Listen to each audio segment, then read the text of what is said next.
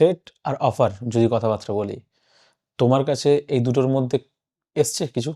Threat এবং offer. Offer বলতে কিরকম অফার মানে এরকম অফার, যেহেতু আমি বললাম যে ভিউয়ার্সরাই ঠিক করে নিচ্ছে যে এইটা হচ্ছে কোনো একটি রাজনৈতিক দলের মুখপত্র, এটা ভেবে নিচ্ছে কিন্তু।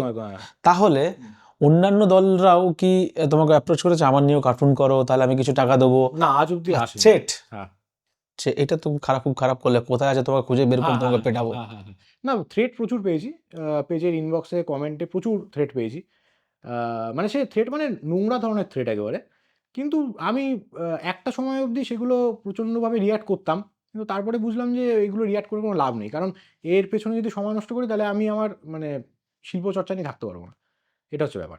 ফলে আমি এখন আর ওগুলো পাত্তা দিই না, দেখিও না, খুলেও দেখি থ্রেট দেখো না আর? খুলেই দেখি না আমি আর। আর অফার?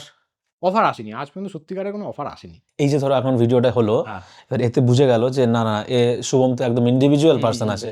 তো এবার যদি কোনো পলিটিক্যাল পার্টি বলে যে তুমি আমার হয়ে ইলেকশনের পুরোটাই প্রচার করো, তুমি অন্য পার্টিকে তুমি খোঁচা মেরে যেমন খুশি লেখো, তার বিনিময়ে তুমি অর্থ পাবে ভালো মোটা রকম, তাহলে কি করে অ্যাকসেপ্ট করবে এটা? সেক্ষেত্রে টার্মস অ্যান্ড কন্ডিশন বলে দিতে হবে যে আপনার দিকেও খোঁচাটা আসতে পারে ঘুরে। ও মানে টাকা দিন, কোনো অসুবিধা নেই, খোঁচা আসতে পারে। কারণ একটা আঙুল তুলে 4টে আঙুল তো নিজের দিকে থাকবে না, কিছু করার নেই ওটা।